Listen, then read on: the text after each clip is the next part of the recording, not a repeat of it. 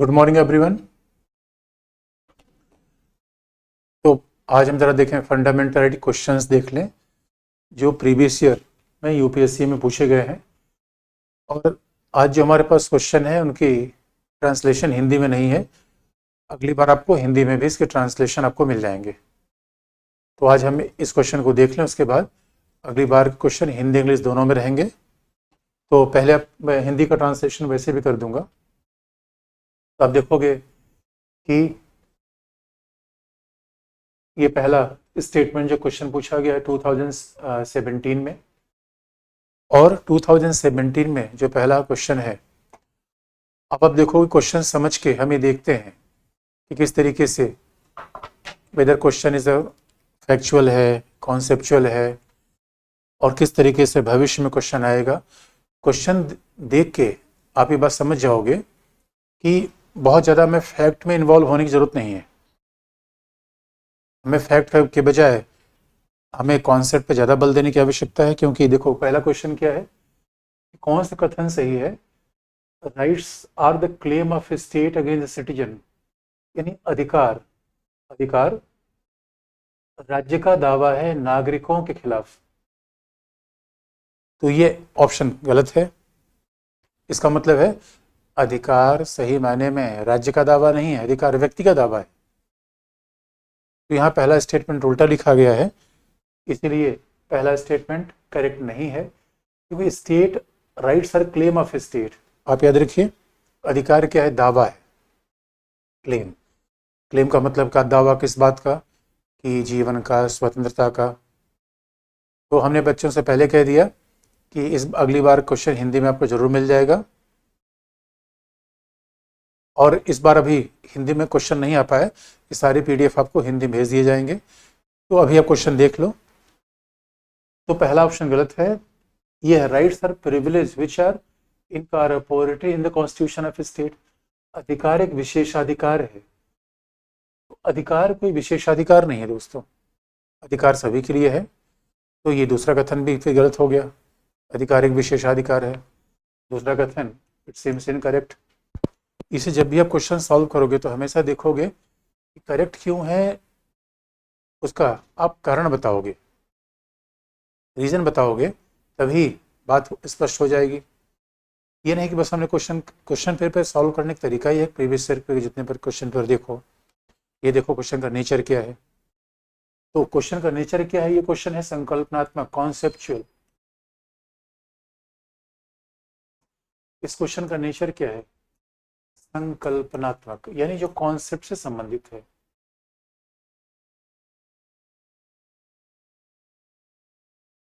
Conceptual है।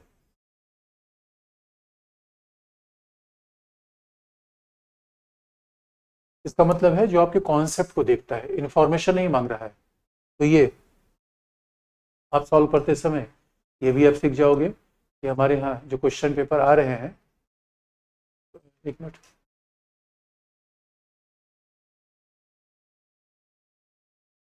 कैसे question गायब हो गया,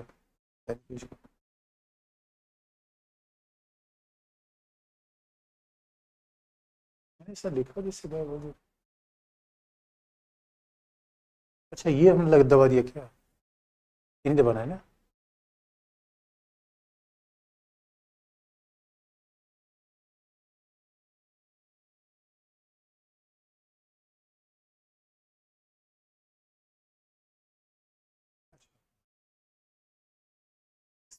इरेजर नहीं यूज करना है।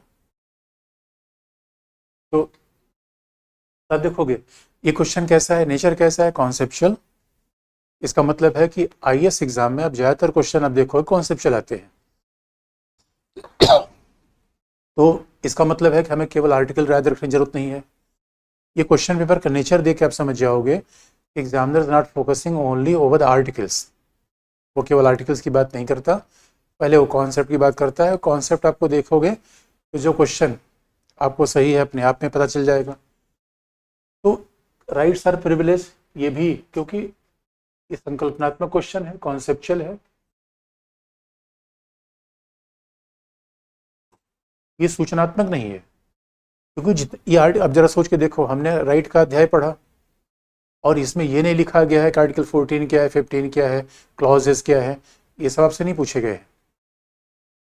तीसरा ऑप्शन है rights are claim of citizens against state. तो तीसरा ऑप्शन सही है, अधिकार वास्तविक रूप में दावे होते हैं नागरिकों के, किसके खिलाफ, राज्य के खिलाफ। तो हमेशा आपको याद दिला दें, अधिकार क्या है, क्लेम है, राइट्स आर क्लेम। और बस इतनी बात याद रखना, क्लेम का मतलब है कि इमॉरल क्लेम नहीं होना चाहिए। तो मान लो मैं क्लास करके जा रहा हूँ और जो क्लासरूम के सामने सबसे अच्छी बाइक दिखे, कहेगा ये मेरी बाइक है, ये क्लेम है। तो दोस्तों ये क्लेम क्या है, मॉरल नहीं है। ये बात ध्यान में रखने की है। अधिकार दावे हैं, लेकिन वो दावा मॉरल होना चाहिए और वो दावा समाज के द्वारा स्वीकृत होना चाहिए। यद्यप कई बार विवाद का विषय हो जाता है, क्योंकि आजकल जो समलैंगिकता के अधिकार की बात की जा रही है, लोग कहते हैं यार ये नैतिक नहीं है। हमें यद्यप विवाद किया जा सकता है, लेकिन ऑब्जेक्टिव एग्जाम में क्या है, हमें एक ऑप्शन निकालना है। तो rights are claim of citizens, ये सही मायने में अधिकार नागरिकों के दावे हैं। और आप क्यों जो है जानते हैं, क्योंकि हमने कॉन्स्टिट्यूशन बनाया, कॉन्स्टिट्यूशन बनाने वाले हम भारत के लोग हैं। और सच मानो कॉन्स्टिट्यूशन के जितने पार्ट हैं उसमें एक ही पार्ट सबसे इम्पोर्टेंट है, फंडामेंटल राइट, क्योंकि वो नागरिकों के लिए है, बाकी सब तो सरकार के प्रावधान बताते हैं। तो सरकार को क्या करना है उससे ज़्यादा इम्पोर्टेंट है कि सिटीजन्स को क्या मिलेगा। इसलिए C is the correct answer. और ये है rights are the privilege of few against many. नहीं दोस्तों, अधिकार केवल कुछ लोगों के विशेषाधिकार नहीं है। इन अधिकार का ये मतलब नहीं होता जो अल्पसंख्यक को मिले और बहुमत के ऊपर मिले, नहीं। इसलिए अब आपको 3 आंसर गलत क्यों है, रीजन मैंने बता दिया। अधिकार प्रत्येक व्यक्ति को मिलता है, ऐसा नहीं केवल अल्पसंख्यक को मिलेगा, बहुमत खिलाफ मिलेगा। हाँ, अल्पसंख्यकों के लिए कुछ अधिकार जरूर मिलते हैं, लेकिन वो बहुमत के खिलाफ है, ऐसा कहना ठीक नहीं है। अल्पसंख्यकों को आर्टिकल 29-30 अल्पसंख्यकों को मिलता है। अब इस क्वेश्चन के नेचर को देखने से आप ये समझ जाओगे कि हमें बहुत फैक्ट रटने की जरूरत नहीं है, हमें विचार हमेशा बनाने की आवश्यकता होती है आईएएस एग्जाम में। इसीलिए हम बार बार कहता हूँ कि बेसिक बुक पढ़िए, एनसीईआरटी पढ़िए, केवल आर्टिकल रटिए मत। आर्टिकल जो जरूरी है, काम का है, आपको नेचुरली आपको याद हो जाएगा। तो अब ऑप्शन आप कौन सा करेक्ट है, सी। क्यों करेक्ट है मैंने बता दिया, और क्यों बाकी चीजें गलत है वो भी मैंने आपको बता दिया। पहला। दूसरा सवाल देखोगे, one of the implication of equality in society is absence of. समता मूलक समाज की विशेषता में क्या, समता मूलक समाज में क्या नहीं होगा। Implication of equality in society in the absence of, ये भी 2017 क्वेश्चन है आईएएस का, कि समता मूलक समाज में क्या अनुपस्थित होगा। क्या अनुपस्थित होगा, प्रिविलेज, बिल्कुल प्रिविलेज अनुपस्थित होगा। क्या उपस्थित होगा, प्रतिबंध, प्रतिबंध होगा। यानी प्रिविलेज का मतलब है विशेषाधिकार। एक समता मूलक समाज में प्रिविलेज नहीं होना चाहिए, लेकिन क्या एक समता मूलक समाज में प्रतिबंध नहीं होना चाहिए। दोस्तों प्रतिबंध होगा, रिस्ट्रेंट होंगे, क्योंकि आरक्षण देना, आरक्षण तो सीधा प्रतिबंध का एग्जाम्पल है कि किसी को हम प्रतिबंध लगाएंगे तब दूसरे को ऊपर उठाएंगे, प्रतिबंध है। और समता का मतलब है कि हमने पुरुषों पे प्रतिबंध लगा रखा है कि महिलाओं के खिलाफ हिंसा न की जाए, रिस्ट्रिक्शन है। अधिकार में प्रतिबंध की अनुपस्थित नहीं होती, हाँ समता में विशेषाधिकार की बात जरूर होती है। कंपटीशन, प्रतिस्पर्धा, अगर आपको बात याद हो गए तो वही समता का मतलब प्रतिस्पर्धा की खिलाफत करना नहीं है। समानता का मतलब बिल्कुल नहीं टकासेर भाजी टकासेर खाजा अंधेर नगरी चौपट राजा, ये समानता का मतलब नहीं है।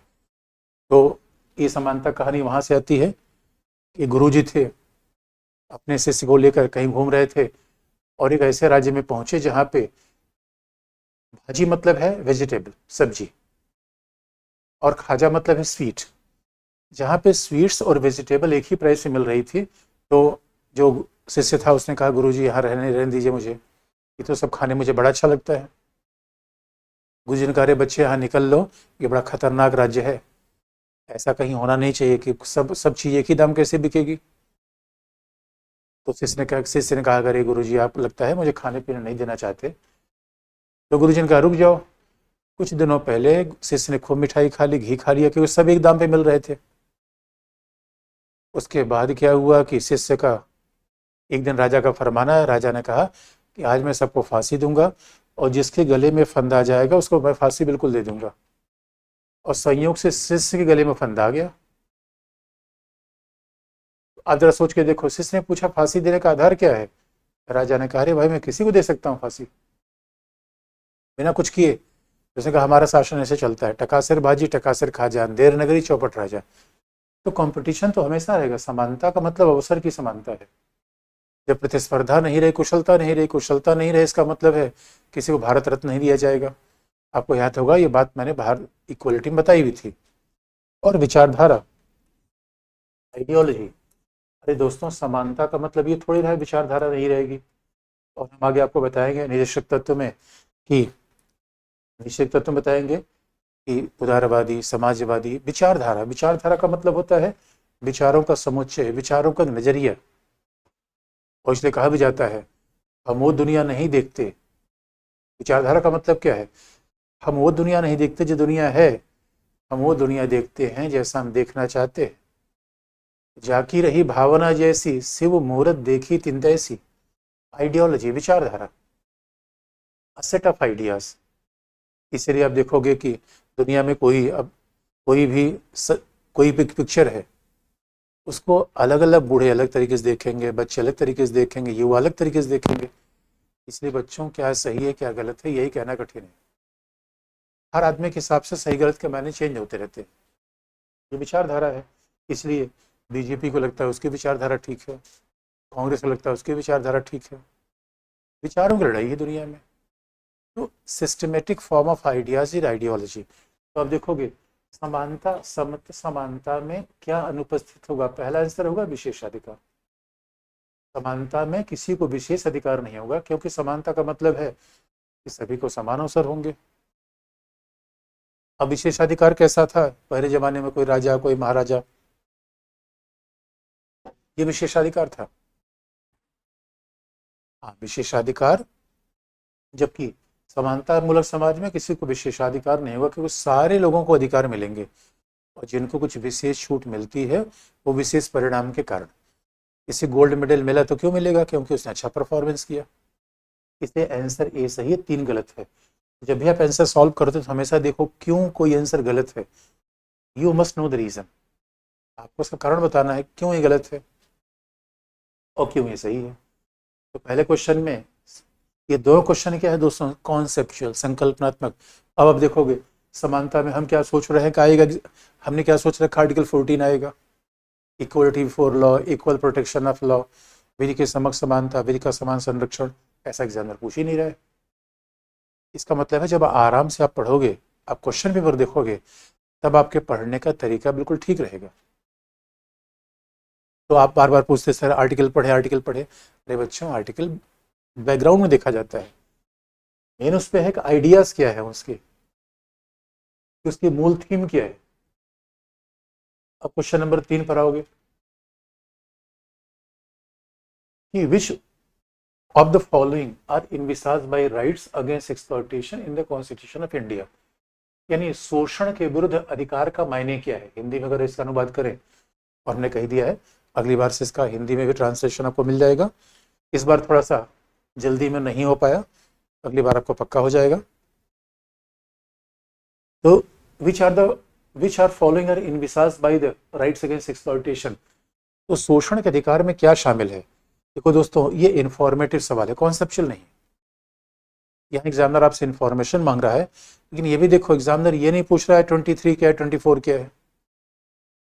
इसका मतलब है, इसलिए हमने पहले बता दिया दोस्तों, आर्टिकल का मतलब है जो शरीर में, शरीर को अध्ययन करने का मतलब ये थोड़े है कि शरीर की स्केलेटन स्केलेटन को देख लिया, 206 हड्डियों को देख लिया, ये शरीर थोड़े है। आत्मा को देखो। तो राइट अगेंस्ट एक्सप्लॉयटेशन में क्या मतलब है? Prohibition of traffic in human being and force labour, कि मानव दुर्व्यापार, traffic traffic in human being का मतलब है मानव दुर्व्यापार या मानव का अवैध व्यापार। और बाध्यकारी श्रम, तो क्या शोषण के विरुद्ध अधिकार में ये शामिल है? मानव दुर्व्यापार और बाध्यकारी अधिकार, तो आप कहेंगे हाँ सर ये तो शामिल है, क्योंकि traffic of human being, force labour, ये कहा जाता है, ये आर्टिकल 23 में बाकायदा दिया गया है कि न मानव का दुर्व्यापार होगा, न बाध्यकारी किसी से काम कराया जाएगा, बाध्यकारी श्रम कराना प्रतिबंधित है। दूसरी बात, protection of interest of minorities नहीं, ये बात शोषण के अधिकार का मामला नहीं है, ये तो अल्पसंख्यकों के अधिकार का मामला है। और हमें एग्जामिनर क्या सवाल पूछ रहा है, शोषण का अधिकार, ये शोषण के अधिकार में नहीं आता। फिर अगला, prohibition of employment of children's in factories and mines, बच्चों का कल कारखाने में, फैक्ट्रीज में और खानों में नियोजन से प्रतिबंध, हाँ ये बिल्कुल है, पहला और चौथा बिल्कुल है। इसका मतलब है 2-3 ऑप्शन इसमें गलत है, पहला चौथा सही है, इसे आंसर होगा सी। ये सवाल इंफॉर्मेटिव है, इसमें कॉन्सेप्ट की बात नहीं है। अगर आप शोषण के विरुद्ध अधिकार की बात पूछी गई है तो आर्टिकल 23 को याद कर लीजिए, 24 याद कर लीजिए। और 23-24 से संबंधित यहाँ पे 2 स्टेटमेंट है, पहला और चौथा। एबोलिशन ऑफ अनटचेबिलिटी, ये क्या है, ये छुआछूत के खिलाफ अधिकार है। तो हमारे संविधान में जो राइट अगेंस्ट एक्सप्लॉयटेशन जो कॉन्स्टिट्यूशन में दिया गया है, उसमें तो सीधे 2 ही आ रहे हैं। और माइनॉरिटी की बात 29 में की गई है, वो शोषण के विरुद्ध अधिकार के पार्ट में शामिल नहीं है। सी। अब जरा देखो दोस्तों अगला, चौथा, right to vote and to be elected India is, अब अगर आप देखोगे, right to vote and to be elected India is a legal right, ये वैधानिक अधिकार है। अब फंडामेंटल राइट नहीं है क्योंकि पार्ट 3 में नहीं है, फंडामेंटल राइट नहीं है क्योंकि पार्ट 3 में नहीं है। तो आप देखो कौन नहीं है, इसका भी जरा जिक्र कर ले। ये क्या है, मूल अधिकार, भाई राइट मतदान का अधिकार मूल अधिकार नहीं है, क्योंकि ये होता तो कहीं ना कहीं पार्ट 3 में होता, पार्ट 3 में तो ऐसा ही नहीं है। अब आप कहोगे सर प्राकृतिक अधिकार, नेचुरल राइट, प्राकृतिक अधिकार है या नहीं है। देखिए बच्चों, नेचुरल राइट का मतलब ये होता है ऐसा अधिकार जो कहीं लिखा गया ना हो। नेचुरल राइट का मतलब क्या होता है, अनरिटन राइट्स, अलिखित अधिकार जो लिखा नहीं है। तो आप फिर कहोगे कि बच्चों, आप कहोगे सर जब लिखा ही नहीं है तो कैसे पता चल गया, जो हमें लिखी नहीं है, अनरिटन राइट। या नेचुरल राइट का मतलब क्या है, जो हमें, जो हमारे राज्य के और सरकार के द्वारा न दिया गया हो, इसका मतलब हो मॉरल राइट। नेचुरल राइट एक प्रकार का नैतिक अधिकार है जो हमारे व्यक्तित्व के लिए आवश्यक तो है, लेकिन विधि में, संविधान में इसका उल्लेख नहीं है। कई चीजें हैं, नैतिक अधिकार का मतलब हम दावा करते हैं, जैसे आप देखोगे हम दावा कर दें कि भाई बूढ़ों के अधिकार होने चाहिए, तो नैतिक रूप में ठीक है। तो प्राकृतिक अधिकार का मतलब 2 है, एक ऐसा अधिकार जो राज्य सरकार ने नहीं दिया हो, एक ऐसा अधिकार जो कहीं लिखा नहीं हो, एक ऐसा अधिकार जो नैतिक हो, एक ऐसा अधिकार जो परंपरा से प्राप्त हो, नेचुरल राइट। इसका मतलब न किसी लॉ में है, न किसी स्टेच्यू में है, न कॉन्स्टिट्यूशन में है, वो नेचुरल राइट है। आप कहोगे सर ये विचार फिर हमें कैसे पता चला जो कहीं लिखा ही नहीं है, तो आपको कैसे पता चल गया। तो बच्चों एक जमाना था जब दुनिया में लिखी पढ़ी बातें नहीं चलती थी। आप जानते हो कि भाई देखो आजकल तो कोर्ट मैरिज क्या होता है, लिखा पढ़ियों की शादी होती है। दुनिया में एक समय था जब बाकायदा, और आज भी तो आप देखो जो शादी परंपरागत शादी है उसमें लिखा पढ़ी थोड़ी होती है, फिर भी पति पत्नी साथ रहते हैं। इसलिए हर चीज़ लिखना जरूरी नहीं है। और पुराने ज़माने में तो लोग समझदार बहुत ज़्यादा थे, लिखते कम थे। अरे पुराने ज़माने में कानून भी नहीं लिखा जाता था, कानून परंपराओं का पार्ट होता था, लेकिन हमें कैसे पता चलता था कि हर व्यक्ति विवेकशील है। अब विवेकशील व्यक्ति को पता चल जाता था कि क्या वास्तविकता है, क्या लिखा है, क्या नहीं लिखा है। ये व्यक्ति विवेक का परिणाम था। क्योंकि अब जरा सोच के देखो, ये नेचुरल राइट का कैसे एग्जाम्पल आपको बता दे। मान लो किसी गांव के दूर दराज में किसी एक सामान्य व्यक्ति से जाके पूछो कि दादा ऐसा है, इस आदमी को तो मार दो। दादा कहेगा ना ना बच्चा, बेकार की बात मत करो। अब ना उसको कानून पता है ना संविधान पता है, फिर भी उसको नहीं मार रहा है, क्योंकि नेचुरल राइट का मतलब है व्यक्ति के वो राइट जो हमें विवेक बताते हैं, और हर व्यक्ति नैतिक है, विवेकशील है, इतना जानता है अच्छा बुरा क्या है, तो नेचुरल राइट है। तो राइट, मतदान का अधिकार नेचुरल राइट तो है ही नहीं है। अब सवाल है संवैधानिक राइट, कॉन्स्टिट्यूशनल राइट। आप कहोगे सर संवैधानिक नहीं है। देखो दोस्तों, मतदान के अधिकार को लेकर यह विवाद रहा है कि संवैधानिक अधिकार क्यों नहीं है, क्योंकि आर्टिकल 326 में, आर्टिकल 326 में ये बात कही गई है, आर्टिकल 326 में बात कही गई है कि पूरे भारत में हर व्यक्ति को, यानी निर्वाचक नामावली के निर्माण में हर व्यक्ति को स्थान दिया जाएगा, किसी व्यक्ति के साथ भेदभाव नहीं होगा।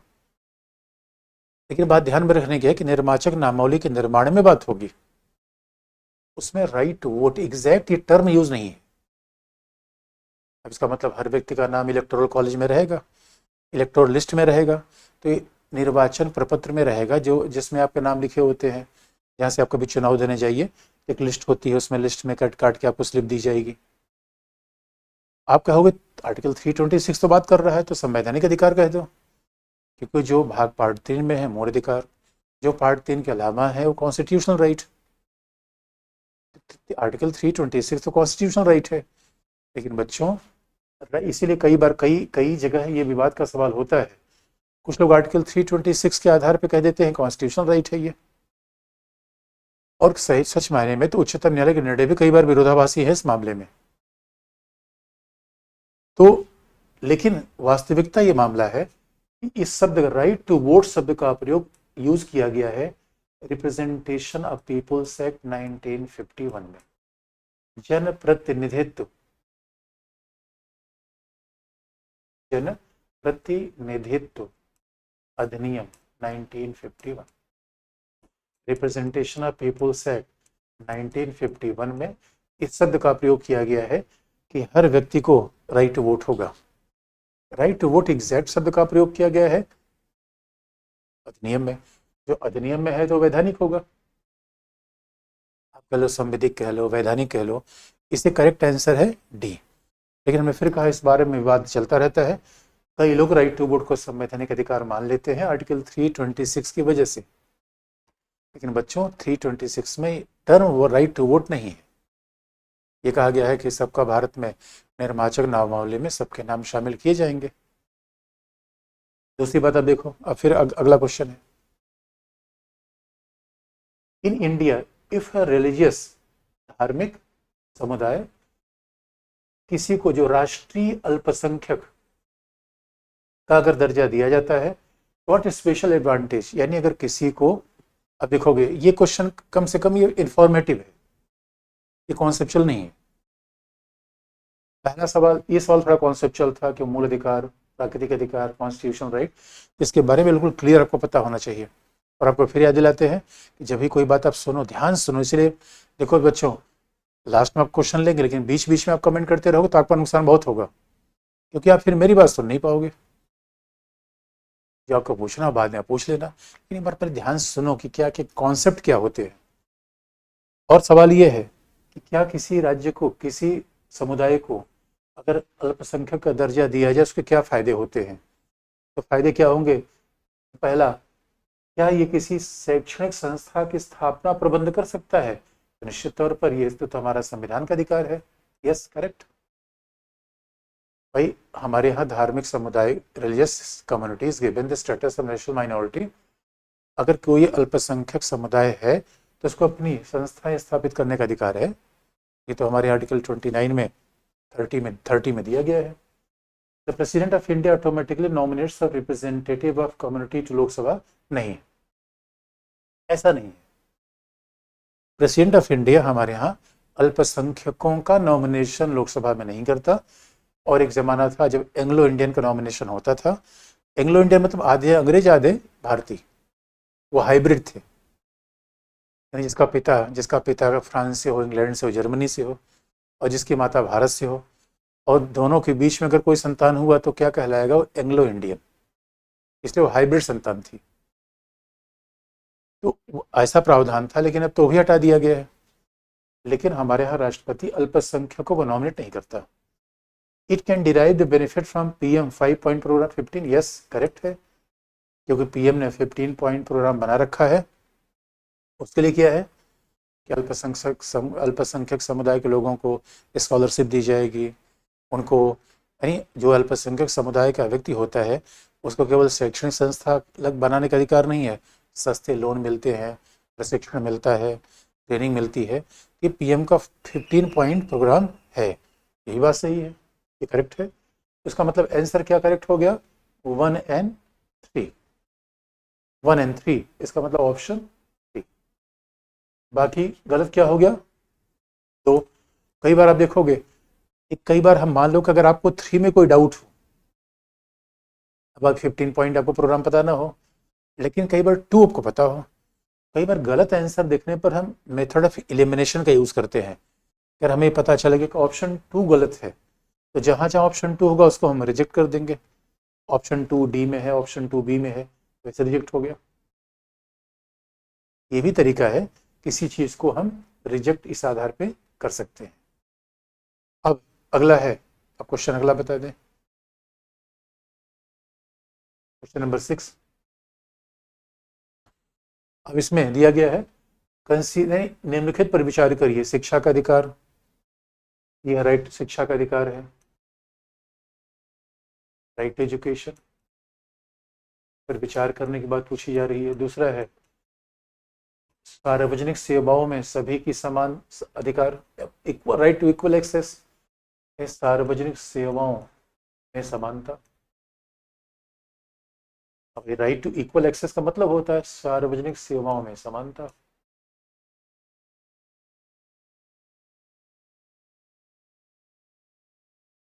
और फिर तीसरा, खाने का अधिकार, भोजन का अधिकार, राइट टू फूड।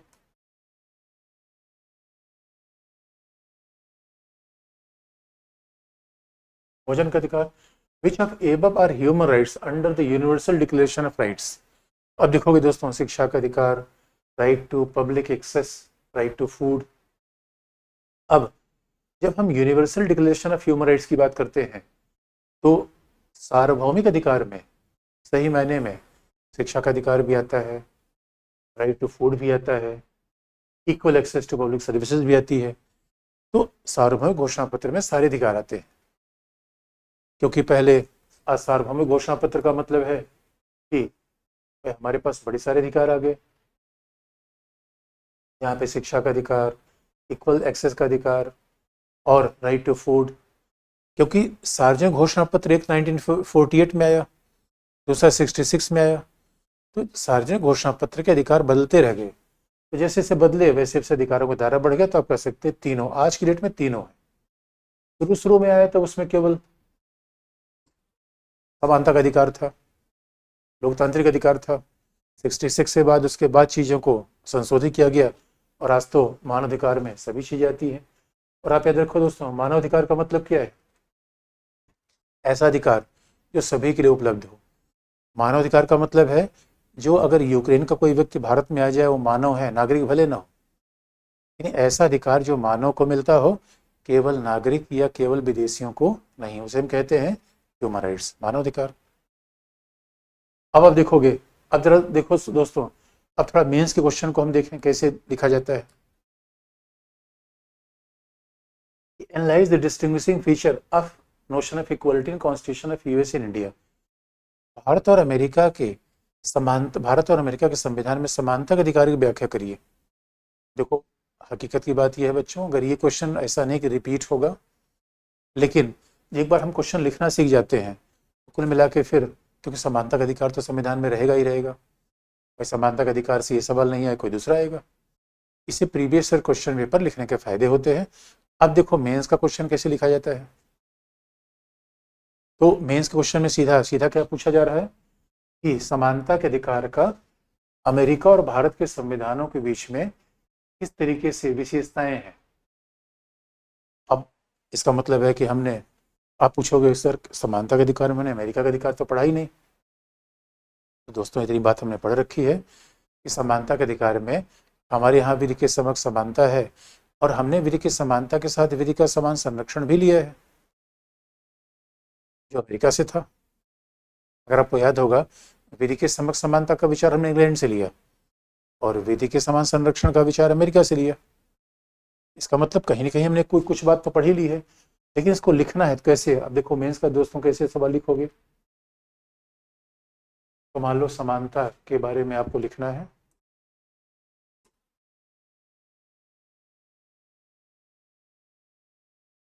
समानता का अधिकार जो इंडिया और यूएस के बीच में कंपैरिजन करना है। मीन्स में कई बात आपको ध्यान में रखनी पड़ती है। पहला बच्चों ये है कि आपको जब भी लिखना पड़ता है समय सीमा सीमित होती है, तो ये हमेशा ध्यान रखना होता है। कई बार हम सोचते हैं कि बिल्कुल परफेक्ट उत्तर लिखेंगे, अरे भाई 3 घंटे में 20 सवाल का जवाब देना है बच्चों, और 3 घंटे को अभी भी कभी घर पे बैठ के लिखना। वैसे लिखने का प्रयास वही लोग करेंगे जो थोड़ा प्रिपरेशन कर लिया है। अब कई बच्चे क्या होते हैं, 12th कर रहे हैं तब भी क्लास कर रहे हैं, बीए कर रहे हैं तब भी क्लास कर रहे हैं, तो उनको अभी इतना दबाव वबाव लेने की जरूरत नहीं है, तो उसमें से घबराने की जरूरत नहीं है। कई बच्चे कहते हैं लिखना नहीं पा रहे, लिखना कल सीख जाओगे यार, कूल कंफर्टेबल रहो, सारी समस्याओं का समाधान हो जाएगा, घबराने की बात नहीं है। इसे एक ही दवाई सबके लिए उपयोगी नहीं है बच्चों, इसे कोई घबराने की बात नहीं है। जो बच्चे अभी बिल्कुल बिगिनर हैं वो आराम से क्लास केवल सुन लें और मुस्कुराते हुए निकल जाएं, और दबाव न लें। दबाव लेना पहले मना है। ये केवल लिखने वाली बात मैं उनको कर रहा हूँ जो अगली बार एग्जाम देना चाहते हैं, इस बार एग्जाम देना चाहते हैं, उनको सीखना चाहिए और बाकी को आराम से देखना चाहिए। अरे दोस्तों लर्निंग प्रोसेस धीरे धीरे होता है। तो कैसे दिखोगे। अब देखो मेंस के क्वेश्चन में हम कोशिश करते हैं कि एक लाइन की भूमिका देते हैं। अब भूमिका भूमिका आप कह लो, परिचय कह लो, इंट्रो कह लो, इंट्रोडक्शन कह लो। देखो बच्चों बात बड़ी सिंपल सी है। कई बच्चे कहते हैं हमें सर भूमिका लिखने में समस्या आती है। अरे कोई समस्या नहीं है बच्चों, आराम से देख लो। और सच में आप लोग हमेशा भूमिका बनाते रहते हो। अरे बच्चों कई बार हम भूमिका बनाते रहते हैं। अब किसी से मिलना जुलना है तो भूमिका क्या बना रहे हैं, यार आज मौसम बड़ा अच्छा है यहाँ चलोगे। मौसम अच्छा नहीं है, मिलना उस आदमी से है, लेकिन भूमिका बना रहे हैं। रोज ही भूमिका बनाते रहते हैं। किसी से 100 रुपये लेना है, क्या कहेंगे, यार दोस्त तुम्हारी बड़ी याद आ रही है, तुमसे मिले बहुत दिन हो गया। ये नहीं बता रहे 100 रुपये मांगना है, भूमिका। अरे लाइफ में तो हमेशा भूमिका। कई बार बच्चे घर में भूमिका बनाएंगे। अब घर में भूमिका किस बात का बना रहे हैं, नया मोबाइल चाहिए, तो भूमिका क्या बना रहे हैं, आजकल पढ़ाई बहुत डिस्टर्ब हो रही है, आंसर क्लास ले रहा हूँ, उसे मोबाइल सही नहीं पकड़ता और हमारे पेरेंट्स ने ख़राब मोबाइल दे दिया है, भूमिका। अरे बच्चों रोज ही भूमिका तो बनाते हो। और क्योंकि कहा भी जाता है बिना भूमिका के सीधे कह दोगे पेरेंट्स से मोबाइल लेना है तो हो सकता है आपकी बात पूरी ना हो। समझदार आदमी बात घुमा कर कहता है, तो बात घुमा कर जब कहोगे यही भूमिका है। और यही पीटी मेंस में फ़र्क है। इसे मेंस में आप हमेशा बात सीधे कहना मत सीखो, घुमा कर कहना सीखो। विश्लेषण, ये दोस्तों देखते रहो फिल्म वगैरह देखो, भाई फिल्म में क्या होता है, पूरी कहानी हीरो हीरोइन की है, फिर भी बीच में उसमें विलेन आ जाता है, दुर्घटना हो जाती है, तभी तो फिल्म अच्छी बनेगी। यही क्रिएटिव राइटिंग है। तो मेंस में लिखना पड़ता है। अब लिखने में क्या है, भूमिका। अरे मेरे बच्चों भूमिका कैसे बनाएंगे, हम समानता का अधिकार, सवाल है कि समानता का अधिकार पूछा गया है, तो समानता का अधिकार आ कहाँ से रहा है, भारतीय संविधान से, इंडियन कॉन्स्टिट्यूशन से आप इंट्रो बना सकते हो। आप कहोगे सर इंडियन कॉन्स्टिट्यूशन से कैसे, इंडियन कॉन्स्टिट्यूशन से भूमिका कैसे बना लोगे। ये भारतीय संविधान केवल शासन का दस्तावेज नहीं है, समाज के परिवर्तन का माध्यम है। भूमिका खत्म। छोटी सी, लिखने में छोटे सेंटेंस, छोटे सिंपल सेंटेंस और सिंपल पैराग्राफ। सीधी सी, भारतीय संविधान सामाजिक परिवर्तन का माध्यम है, इसीलिए केवल विधायिका कार्यपालिका न्यायपालिका की बात नहीं करता, बल्कि समानता सामाजिक न्याय की बात करता है। भूमिका हो गई। यानी आप फंडामेंटल राइट को भारतीय संविधान से अलग करके मत देखो। आप दूसरी भूमिका कैसे बना सकते हो, अरे बच्चों भारतीय संविधान नहीं पढ़ रहे हैं, हम भारतीय लोकतंत्र पढ़ रहे हैं, इंडियन डेमोक्रेसी पढ़ रहे हैं, ध्यान रखना।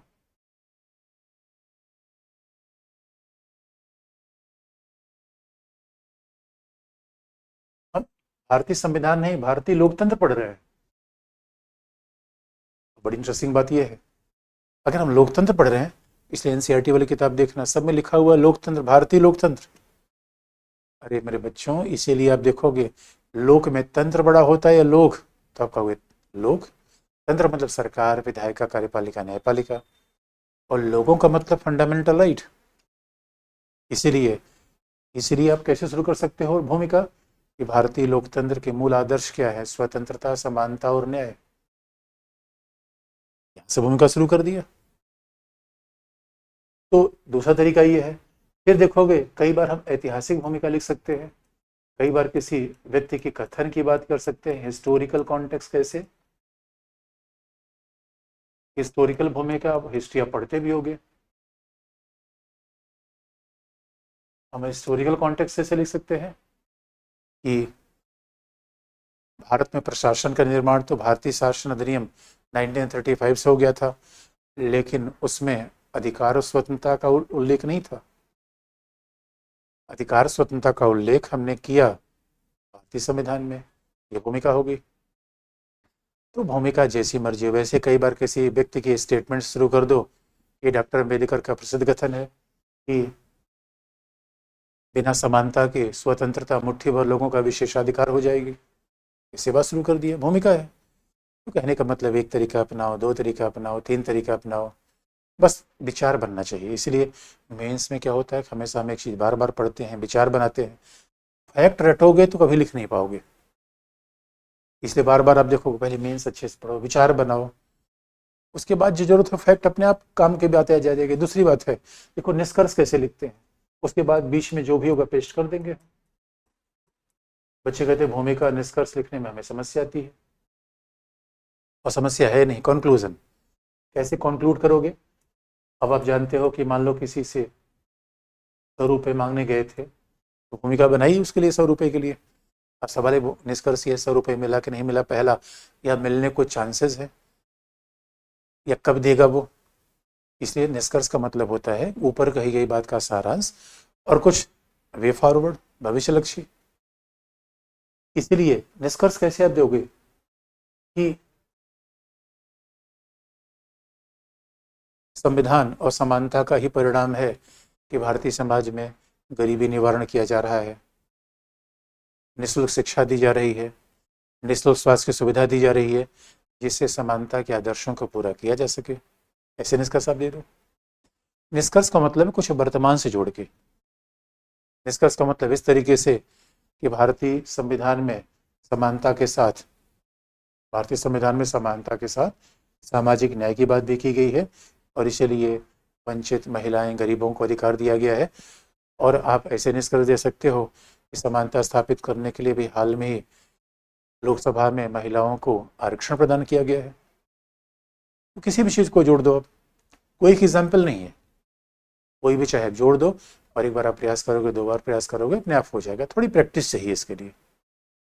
अब देखो भूमिका हो गया, निष्कर्ष हो गया, अब हम कैसे बीच में क्या पेस्ट कर देंगे, तो आप लिख दोगे भारतीय संविधान में समानता का मतलब क्या है, कि what is the meaning of equality in the Indian constitution.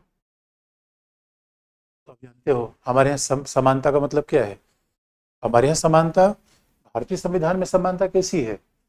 अरे दोस्तों, समानता हर किस्म की है। तो वैधानिक समानता भी है, लीगल इक्वलिटी भी है, विधि के समक्ष समानता, फिर आप देखोगे सामाजिक समानता भी है, जाति धर्म के विरुद्ध समानता, और आगे चल के हम देखेंगे डीपीएसपी में आर्थिक समानता भी है। अब निदेशक तत्व, डीपीएसपी का मतलब है directive principle of state policy, फिर संविधान के भाग 4 में पढ़ेंगे। आप केवल अनुच्छेद 14 तक मत सोचो, केवल 14 तक बात करोगे तो इसका मतलब है हमारी समानता कैसी है। छुआछूत हटा दिया गया, सामाजिक समानता, सभी विधि के समक्ष समान होंगे, वैधानिक समानता, सभी को निःशुल्क भोजन आवास मिलेगा, आर्थिक समानता। यही तो है डीपीएसपी में। जीवन का अधिकार का विस्तार भी किया गया, इसलिए हमारे संविधान में समानता के सभी मतलब हैं और इसीलिए संविधान में आरक्षण का प्रावधान भी किया गया। हमारे यहाँ संविधान में ऐसी बात है। अमेरिका में, अमेरिकी संविधान में समानता का मतलब जो दिया गया है यूएस कॉन्स्टिट्यूशन में, यूएस कॉन्स्टिट्यूशन में समानता का मतलब ये है विधि का समान संरक्षण। यानी यूएस कॉन्स्टिट्यूशन में भी अफर्मेटिव एक्शन की बात है। यहाँ यूएस में समानता है कि वहाँ भी विधि का समान संरक्षण, यानी वंचित लोगों के लिए इक्वल प्रोटेक्शन ऑफ लॉ।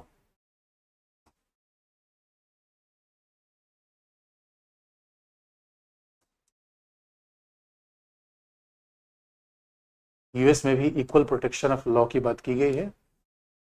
तो विधि का समान संरक्षण होगा और वहां भी कहा गया है कि जो समाज के वंचित वर्ग होंगे उनके उत्थान के लिए विशेष उपाय किए जाएंगे। लेकिन आरक्षण जैसी बात वहां नहीं की गई। वहां आर्थिक समानता की बात नहीं है क्योंकि वो देश पूंजीवादी है। इसलिए हमारे यहाँ समानता का विचार अमेरिका की तुलना में समानता के विचार से बड़ा व्यापक है। यही आपको प्रश्न लिखना है, उसके बाद निष्कर्ष आपका आ गया। एक तरीका है किस तरीके से हम चीज़ों को लिखते हैं। और आप याद रखना, कई बार आपको देखने में लगेगा कि भाई और हम ये लिख दें वो लिख दें। दोस्तों ये बात मुद्दा नहीं क्या क्या लिख दोगे, मुद्दा ये है कि 7-8 मिनट आपको समय मिलता है और 7 ही 8 मिनट में आपको लिखना है। इसे बहुत ज़्यादा चीज़ें आप नहीं लिख पाते। इसलिए बस ये हो कि जो चीज़ें शुरुआत करो अच्छे से, इंट्रो अच्छे से, कंक्लूजन जरूर होना चाहिए। बीच में 2-3 पॉइंट लिख के आगे बढ़ सकते हो आप। कई बार उत्तर गड़बड़ क्या हो जाता है, बच्चे सोचते हैं मैं परफेक्ट उत्तर लिख लूंगा, ये लिख दूंगा वो लिख दूंगा। अरे भाई समय ही नहीं है आपके पास लिखने का। एग्जाम में यही कहते कि इसी का जो प्रबंध आपका ये बिल्कुल आइडिया क्लियर होना चाहिए कितना समय है, कौन सा एग्जाम है, क्या हम लिख पाएंगे। अब अगला अगला सवाल है what do you understand by the concept of freedom of speech and expression. तो आप खास तौर पे देखोगे और क्वेश्चन एनालाइज करके एक बात आप देखोगे कि मेंस के सवाल में ज्यादातर मामले में या तो आर्टिकल 19 से पूछा गया, आर्टिकल 21 से। इसका मतलब है बाकी चीज़ों से कब पूछने की मात्रा बहुत कम है क्योंकि ये बड़े आर्टिकल इंपॉर्टेंट है। और सबसे ज़्यादा फ्रीक्वेंसी तो है स्वतंत्रता का विचार, क्योंकि स्वतंत्रता का विचार कभी न कभी विवाद में बना रहता है। तो मुझे लगता है एक आखिरी सवाल मैं स्वतंत्रता का बता दूं, उसके बाद आप कर लोगे। एक सवाल आपको बता दूं कि freedom of speech and expression, इसमें लिखा गया है कि भारत अभिव्यक्ति और वाक अभिव्यक्ति की स्वतंत्रता से क्या तात्पर्य है। क्या इसमें घृणा वाक्य भी आता है, क्या इसमें हेट स्पीच भी आती है, और फिल्मों की आज़ादी बाकी आज़ादी के स्वरूप थोड़ी अलग कैसी है। अब इसका भी मतलब आपको मैं बता दूं। और कुल मिला के देखो स्वतंत्रता पर जो भी सवाल है एक ट्रिक होता है लिखने का। अब मान लो कि वाक और अभिव्यक्ति की freedom of speech and expression कोई भी सवाल आ जाए, उसका एक तरीका है हमारे पास, सच मानो। इसलिए अगर फंडामेंटल राइट का वाक और अभिव्यक्ति की स्वतंत्रता, इस पर कोई भी सवाल आ जाए, किसी भी सवाल आ जाए, तो देखो इसके कुछ बेसिक फ्रेमवर्क एक जैसे रहेंगे। इसलिए अच्छा कुक कौन होता है, आप कई बार देखते हो कभी घर में किसी कोई कह दो खाना बनाने को तो परेशान हो जाता है। होटल में गए और वो आधे घंटे में खाना सारा बना के देता है क्योंकि उसके पास मटेरियल पहले से रेडीमेड है। इसलिए अगर आपके विचार बहुत स्पष्ट हैं तो कोई भी सवाल आ जाए उसका तत्काल उत्तर आप दे दोगे। कैसे? अब देखो वाक और अभिव्यक्ति, freedom of speech and expression की बात आज पूछी जाए कल पूछी जाए, कुछ चीजें फिक्स होंगी। कौन सा फिक्स होगा? पहला, भूमिका 2 लाइन की लिख दोगे पहला इंट्रो। और याद रखना हमारे यहाँ freedom of speech and expression की बात संविधान में क्या है वो तो हमेशा एक जैसी रहेगी। What is the provision of speech and expression in the constitution. पहली बात, ये ऐसा थोड़ी आज ही रहेगी, कल भी ये रहेगी, परसों भी रहेगी। आर्टिकल 14 थोड़ी बदलेगा। इसलिए भूमिका, न तो हमारा लोकतंत्र बदलेगा न संविधान बदलेगा। इसे अब देखो भूमिका और कंटेंट लगभग एक जैसा होता है। संविधान में स्वतंत्रता का अधिकार क्या होगा तो हम आर्टिकल 19 की बात लिख देंगे। और बड़ी इंटरेस्टिंग बात है, फिर हम किस पर आ जाएंगे? फिल्मों पर। फिल्म किस पर आ जाएंगे? प्रतिबंध पर। Because you know that our fundamental rights are at absolute and freedom of speech and expression is also subject to various restrictions. आप याद रखो, हमारे संविधान के आर्टिकल 19 क्लॉज 2 से लेकर क्लॉज 6 तक एक रिस्ट्रिक्शन ही तो लगे हुए हैं, वो सभी पर है, चाहे फिल्मों की बात हो जाए चाहे किसी बात हो जाए, कुल मिला के लिखना तो आपको वही है। इसलिए अगर आप देखो, कंक्लूजन पर आ जाएंगे हम, इसलिए अगर आप देखोगे कि वाक अभिव्यक्ति की आज़ादी का विचार अगर आ गया, कुछ चीज़ें हमारे पास रेडीमेड है, ये रेडीमेड है, ये प्रतिबंध रेडीमेड है, अब यहाँ फिल्म का आ गया, कहीं कुछ और आ जाएगा, तो बस उसी वाले विचार को हम बदल देंगे, बाकी हमारे पास सारा मटेरियल रेडीमेड है, हम तुरंत से बना के परोस देंगे। तब फिर आपको बता दें कैसे इस बात को लिखोगे, जैसे भूमिका लिखना है तो आपने बताया कि वाक अभिव्यक्ति की आज़ादी से लिख रहा है, भूमिका वही तरीका अपनाओगे पिछला वाला, लोकतंत्र यूज़ कर दो, फंडामेंटल राइट यूज़ कर दो, संविधान यूज़ कर दो, कोई आइडिया से आप भूमिका शुरू कर लो, यानी फंडामेंटल राइट के बारे में एक भूमिका हमने बना लिया, जो सवाल आए उसी पे लगा दो उसको। आप कहोगे सर स्वतंत्रता के बारे में कुछ एक्स्ट्रा बता दो, तो बस इतनी बात है दोस्तों, आप कह सकते हो कि स्वतंत्रता का अधिकार जीवन का अधिकार का सबसे मार्मिक भाग है, संविधान का कोर है, आत्मा है, यही बात है, भूमिका हो गई। उसके बाद हमारे संविधान में वाक और अभिव्यक्ति की आज़ादी क्या है, तो आप जानते हो उसमें वाक अभिव्यक्ति की आज़ादी का मतलब है कि किताब लिखना, film banana, writing a book, making a film, किताब लिखना, फिल्म लिखना, या उसके बाद आवागमन का अधिकार, फिल्म बनाने का अधिकार, दबाव समूह, पार्टी बनाने का अधिकार, बस सारी बातें आर्टिकल 19 में, यानी व्हाट्सएप, सोशल मीडिया, ये सब आर्टिकल 19 का अधिकार है। अब सवाल ये है, फिल्में थोड़ा अलग किस्म की क्यों है? फिल्में अलग किस्म की इसलिए हैं कि फिल्में जिस तरीके से दिखाई जाती हैं, जिस वातावरण में दिखाई जाती है, बंद कमरे में दिखाई जाती है, में किताब लिखना, पेपर लिखना और समाचार पत्र यानी न्यूज़पेपर, समाचार पत्र प्रकाशित करना और फिल्म बनाना, फिल्म थोड़ा अलग क्यों है? क्योंकि दिखाने का कमरा बंद होता है, ये बंद कमरे में दिखाई जाती है, इसका प्रभाव व्यक्तियों पर ज़्यादा होता है, ज़्यादा प्रभाव इसका होता है। इसका मतलब है अगर ये फिल्म में थोड़ी, इसका मतलब है कि फिल्म में, अब इसलिए देखो फिल्म का प्रभाव इतना ज़्यादा होता है, लोगों को फिल्म के डायलॉग याद हो जाते हैं, आर्टिकल नहीं याद हो पाता। बच्चे पूछते हैं सर आर्टिकल कैसे याद करें, कॉन्स्टिट्यूशन ये बात कैसे याद करें, अरे मेरे बच्चों फिल्म के सॉन्ग कैसे याद हो जाते हैं? क्योंकि उसके साथ आपका विचार बहुत प्रभाव पड़ जाता है, आप उससे बिल्कुल दिल लगी कर लेते हो। इसलिए यहाँ भी यही करना है, इसलिए सुप्रीम कोर्ट ने कहा कि फिल्म अलग परिस्थितियों में दिखाई जाती है, इसलिए फिल्म पर प्रतिबंध के मायने भी अलग होंगे, फिल्म के प्रतिबंध के मायने भी अलग होंगे। लेकिन अब क्या फिल्म बनाने की आज़ादी अब बाकी से लोगों से अलग है, यानी जो किताबों का प्रभाव होता है, जो जो बाकी लोगों का प्रभाव होता है, film is certainly different medium of expression, but hate speech, घृणा वाक अभिव्यक्ति की स्वतंत्रता में शामिल नहीं है। क्योंकि याद रखो दोस्तों, हेट स्पीच, इसका मतलब, हेट स्पीच का मतलब है समाज में दंगा पैदा करवा देना, घृणा पैदा करवा देना, हमले करवा देना, that is a not part of freedom of speech and expression. सांप्रदायिक दंगे कर देना, ये सांप्रदायिक दंगे कर देना, ये हेट स्पीच का पार्ट नहीं है, लोगों को भड़का देना ये हेट स्पीच का पार्ट नहीं है। इसलिए आप निष्कर्ष क्या लिखोगे? निष्कर्ष सीधा लिखोगे कि भारतीय संविधान में फ्रीडम, स्वतंत्रता और राज्य की संप्रभुता के बीच एक समन्वय बनाया गया है।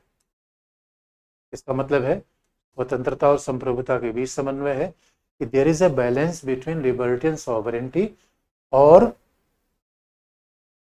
सुरक्षा और स्वतंत्रता के बीच संबंध है, सामाजिक व्यवस्था और स्वतंत्रता के बीच संबंध है, यानी स्वतंत्रता के नाम पर कोई सामाजिक व्यवस्था पर हमला नहीं कर सकता, ये निष्कर्ष है। अब देखोगे इसे लिखने का तरीका बड़ा आसान होता है, लिखने का तरीका बड़ा आसान होता है, एक बार अगर आपको पता चल गया कि बेसिक बातें हैं, घूम फिर के फिर वही बार बार आप लिखते हो। यही है आपका आज का सवाल। अब आप बच्चों, अब जरा क्वेश्चन पूछ लो। अब आपके क्या क्वेश्चन है, अब आप पूछ लो। अब आप बच्चे क्वेश्चन पूछ लो कि क्या आपको यहाँ समझ में आया, क्योंकि अब हम फंडामेंटल राइट यहाँ पे ख़त्म करेंगे और अब फंडामेंटल राइट के बाद हम आएंगे निदेशक तत्व, DPSP।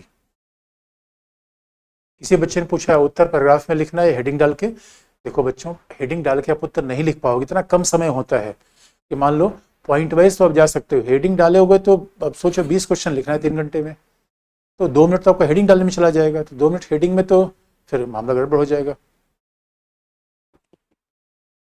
तो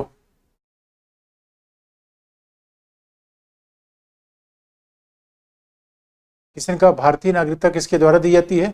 अरे बच्चों, गृह मंत्रालय के द्वारा, संघ सरकार के द्वारा, मिनिस्ट्री ऑफ होम अफेयर्स के द्वारा नागरिकता दी जाती है।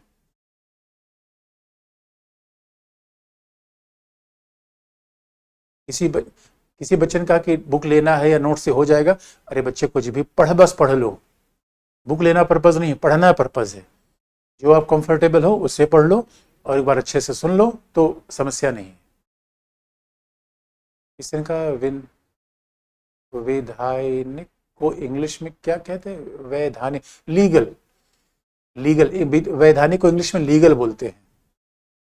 और आंसर राइटिंग लिख कर कैसे भेजें? बच्चों यहाँ पे लिख देना KSG में, KGS में आपको बता दिया जाएगा, वहाँ पे आप कभी भी लिख के भेज सकते हो, चेक होके उत्तर आ जाएगा आपका। सर कुछ भी समझ में नहीं आता है तो, अरे बच्चे अगर समझ में नहीं आता तो एक बार पढ़ के आओ यार। देखो हम कोशिश करेंगे आपकी समस्या का समाधान करें, लेकिन अब पढ़ के तो आपको आना पड़ेगा। सर एक क्वेश्चन करा दीजिए। अच्छा मैं क्वेश्चन करा भी दूंगा, चिंता मत करो। अगली बार एक क्वेश्चन जब बोलना आप लोग, एक क्वेश्चन में करा दूंगा। किसने पूछा? फिर हिमाचल प्रदेश के DGP। अच्छा सर, DGP सुप्रीम कोर्ट चले गए तो हाई कोर्ट का फैसला स्टे हो गया। अरे हाँ भाई, सुप्रीम कोर्ट में आएंगे, चिंता मत करो। अभी सुप्रीम कोर्ट की मत सोचो, अभी फंडामेंटल राइट पे सोचो। अभी मेंस में कितने क्वेश्चन लिखने होते हैं? 20 क्वेश्चन लिखने होते हैं बच्चों 3 घंटे में। 3 घंटे में किसने पूछा है कि is Indian constitution a bag of borrowing? देखो दोस्तों, क्रिटिसिज्म किया जाता है कि what is bag of borrowing, कि फंडामेंटलिटी अमेरिका से लिया, निदेशक तत्व आयरलैंड से लिया, लेकिन हकीकत की बात है कि ऐसा नहीं है कि बैग ऑफ बोरोइंग है, बिकॉज हमने उसको अपनी परिस्थितियों के हिसाब से we have mix that. So therefore, if it is a borrower's bag, then it is beautiful in the world, most beautiful। और इसे राजेंद्र प्रसाद ने कहा था, अगर हमारा संविधान हमारे उद्देश्य को पूरा कर रहा है तो ये कहना बेकार की बात है कि हमने कहाँ से लिया है, कहाँ से नहीं लिया है। इसी वजह करंट अफेयर्स का यूज आंसर में कैसे करें? अरे भाई एक बात आप कर सकते हो कि अब देखोगे कहीं भी, मान लो कहीं अब मणिपुर में कोई कम्युनल वायलेंस हो गया तो उसके लिए आज़ादी नहीं है, बस यही एक लाइन का है। इसलिए मेनली क्वेश्चन लिखा जाता है कॉन्सेप्चुअल। मेंस में किसी बच्चों को, मेंस में कितने बच्चे 20 क्वेश्चंस होते हैं। अच्छा जब प्रॉमिस,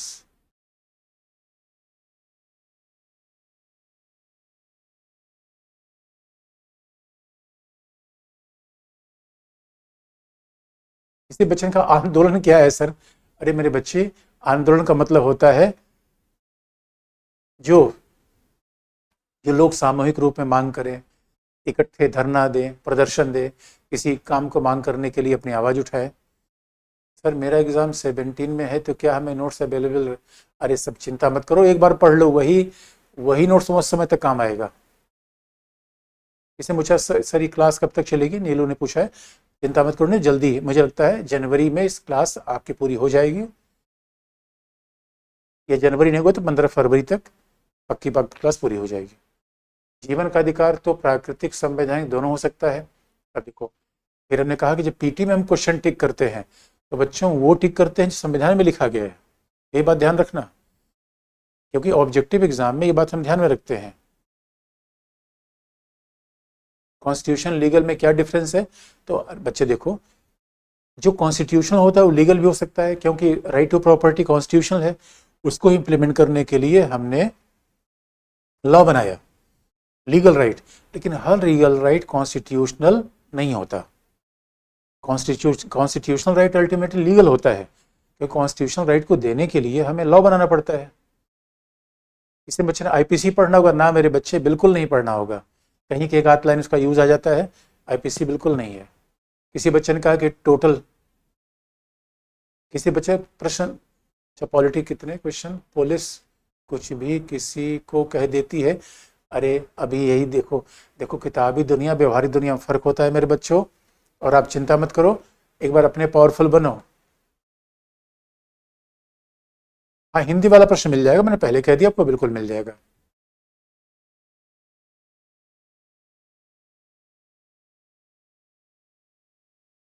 सर किसने पूछा है डायग्राम का उपयोग? हाँ अगर डायग्राम जहाँ जरूरी हो कर सकते हो, हर जगह नहीं।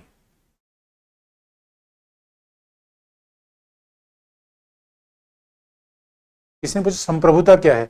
संप्रभुता राज्य की सर्वोच्च शक्ति है, इसके द्वारा राज्य दंड देता है।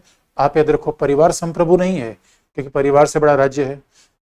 धार्मिक संस्था संप्रभु नहीं है, क्योंकि धर्म से बड़ा राज्य है। इसे भी आपने देखा होगा कि अभी जैसे मोहम्मद के आतंकवादी को राज्य ने पकड़ा, यही संप्रभुता है। उसको बाकी लोग नहीं पकड़ सकते। राज्य की शक्ति के आगे इस भूभाग पर, भारतीय भूभाग पर दूसरी कोई शक्ति नहीं है, याद रखो। इसलिए अगर राज्य चाहेगा तो बड़े बड़े बाबा महात्मा सब पीछे चले जाते हैं, मामला गड़बड़ा जाता है। इसका बेयर एक्ट, और बेयर एक्ट का मतलब है जिसमें जिस प्रावधान में केवल अधिनियम लिखे हों, संविधान का अनुच्छेद लिखे हों, उसी को ही बेयर एक्ट कहते हैं। किसी ने पूछा गवर्नेंस से कैसे लिंक करेंगे? अरे मेरे बच्चों, जो गवर्नेंस के सर बताएंगे वो आपको बता देंगे। अभी पॉलिटी पढ़ लो, गवर्नेंस। किसने कहा एक आर्टिकल 33 बार फिर बता दीजिए? अरे आर्टिकल 33 पुलिस के अधिकारियों पर, सेना के अधिकारियों पर, ये फंडामेंटल राइट पे लगाया गया रिस्ट्रिक्शन है।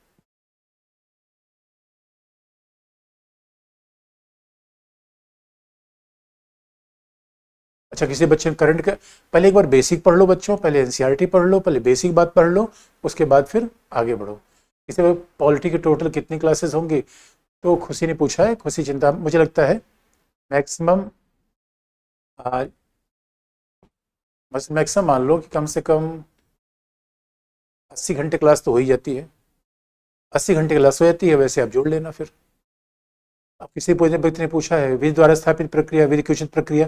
अब देखो बच्चों, हमने पढ़ा दिया इस बात को मानेका गांधी के विस्तार से, उस बात को आपको देखना पड़ेगा। अगर ऐसे आप पूछते रहोगे फिर तो हम आगे बढ़ ही नहीं पाएंगे। तो ये जो प्रीवियस वाली बातें हैं वो आप पहले पढ़ के आओ। फिर पीटी में कितने क्वेश्चन आते हैं? तो पीटी में कितने क्वेश्चन दोस्तों आते हैं? लगभग पॉलिटी से 12 से लेकर 16 क्वेश्चन तक आते रहते हैं पीटी में, पॉलिटी से 12 से लेकर 16 क्वेश्चन तक आते हैं।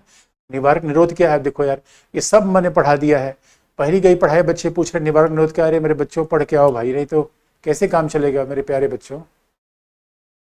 किसने कहा नोट्स डिक्टेट करवा देंगे? अरे जी चिंता मत करो यार, देखो नोट्स डिक्टेट करने में समय बहुत लगता है, एक बार समझ लो, बाकी जो नोट्स आपको मिल जा रहा है वो सफिशिएंट है। नहीं तो नोट्स अब डिक्टेट करने में समझ लो कि आपको पूरा जस्ट डबल टाइम लग जाता है।